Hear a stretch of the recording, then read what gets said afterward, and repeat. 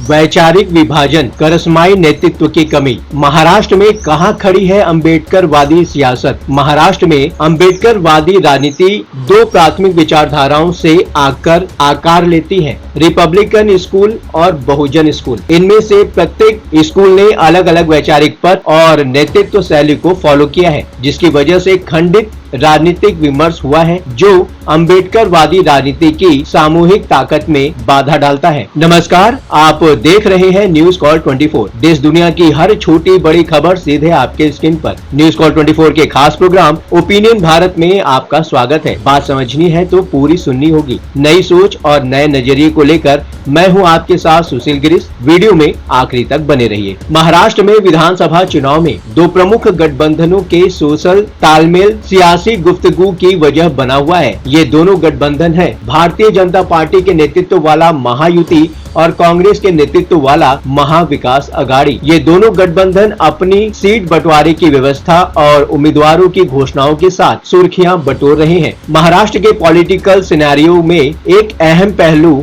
अम्बेडकरवादी राजनीतिक सार्वजनिक चर्चा में हाशिए पर जा रहा है। अम्बेडकरवादी दलों के बीच वैचारिक विभाजन उप क्षेत्रीय विरासत की मजबूरियों से प्रेरित होकर गहरी जड़ें जमा चुका है, जिसने महाराष्ट्र में उनके चुनावी महत्व को कम कर दिया है। महाराष्ट्र में अम्बेडकरवादी राजनीति दो प्राथमिक विचारधाराओं से आकार लेती है, रिपब्लिकन स्कूल और बहुजन स्कूल। इनमें से प्रत्येक स्कूल ने अलग अलग वैचारिक पथ और नेतृत्व शैली को फॉलो किया है, जिसकी वजह से खंडित राजनीतिक विमर्श हुआ है, जो अम्बेडकरवादी राजनीति की सामूहिक ताकत में बाधा डालता है। रिपब्लिकन स्कूल, इस स्कूल की शुरुआत रिपब्लिकन पार्टी ऑफ इंडिया से शुरू हुई है, जिसकी कल्पना मूल रूप से डॉक्टर बी.आर. अम्बेडकर ने 1956 में की थी। वक्त के साथ आरपीआई कई गुटों में बढ़ गई, लेकिन दो प्रमुख समूह अभी भी जिंदा हैं। पहला गुट रामदास अठावले के नेतृत्व वाला आरपीआई गुट है, जो मौजूदा वक्त में मोदी सरकार में सामाजिक न्याय और आधिकारिकता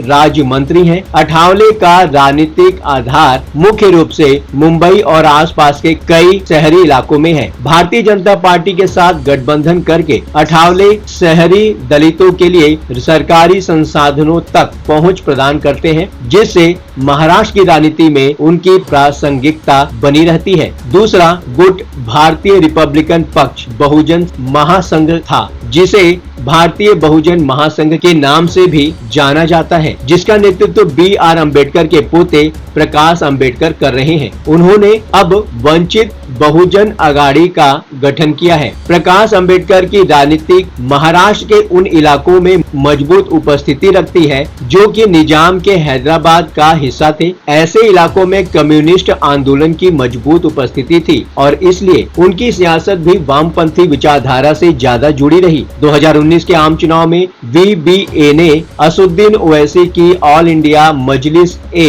इत्तेहादुल मुस्लिम के साथ गठबंधन किया और औरंगाबाद संसदीय क्षेत्र जीता। लेकिन 2019 के विधानसभा चुनाव में दोनों दलों ने अलग अलग तरीके अपनाए। बीबीए नेतृत्व ने शिकायत की कि उनके समर्थकों ने एआईएमआईएम कैंडिडेट्स को प्रभावी रूप से वोट ट्रांसफर किए, लेकिन एआईएमआईएम वोटर्स मतदाता हितकारी नहीं थे। इस विभाजन के बाद वीबीए ने बड़ी संख्या में मुस्लिम उम्मीदवारों को नामित करके और अपने एजेंडे में इस समुदाय के मुद्दों को संबोधित करके मुस्लिम मतदाताओं से सीधे अपील करने का प्रयास किया। वीबीए हाल ही में तब चर्चा में आया जब इसके समर्थकों ने अकोला में योगेंद्र यादव के संविधान बचाओ अभियान को रोकने की कोशिश की, जहां से प्रकाश अम्बेडकर चुनाव लड़ते हैं। रिपब्लिकन स्कूल के दोनों गुट दलित हितों को आगे बढ़ाने का प्रयास करते हैं, लेकिन उनका वैचारिक मतभेद बड़ी चुनौती पेश करता है। रामदास अठावले का बीजेपी के साथ गठबंधन एक दक्षिण पंथी रुख को दर्शाता है,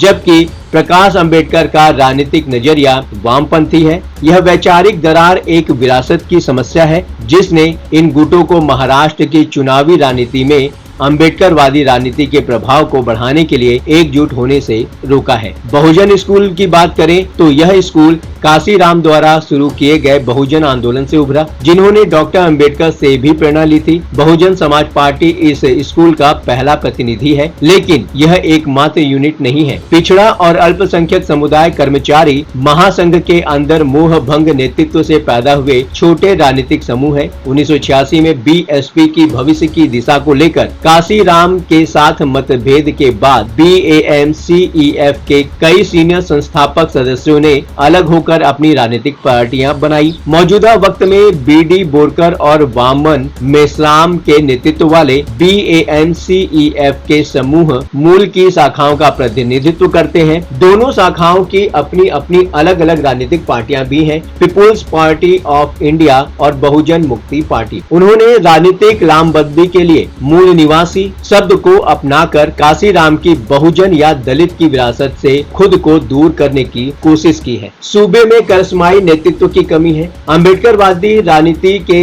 रिपब्लिकन और बहुजन स्कूलों के अंदर विभाजन ने महाराष्ट्र में एक सियासी ताकत बनाने के लिए जरूरी एकता को कमजोर कर दिया है। पूरे राज्य में करिश्माई नेता की अनुपस्थिति के कारण विखंडन और भी तेज हो गया है, जो राज्यव्यापी अम्बेडकरवादी आंदोलन को प्रेरित कर सके। इस तरह के एकीकृत नेतृत्व की अनुपस्थिति में अम्बेडकरवादी राजनीति ने बड़ा समर्थन हासिल करने के लिए संघर्ष किया है। महाराष्ट्र राज्य में गति और प्रभाव खो दिया है। यह इस चुनाव में स्पष्ट रूप से दिखाई भी दे रहा है। हालांकि प्रकाश अम्बेडकर और रामदास अठावले ने अपने अपने इलाकों में आधार स्थापित कर लिया है, लेकिन दोनों में ही महाराष्ट्र भर में कई अम्बेडकरवादी समूहों को एक ही बैनर के तहत संगठित करने के लिए जरूरी अपील और प्रभाव का अभाव है। इससे उनकी सौदेबाजी की ताकत को कमजोर कर दिया है, जो गठबंधन की राजनीति में दिखाई देता है। अपनी तमाम कोशिशों के बावजूद प्रकाश अम्बेडकर MVA में शामिल नहीं हो सके। दूसरी तरफ बीजेपी अठावले के नेतृत्व वाली RPI को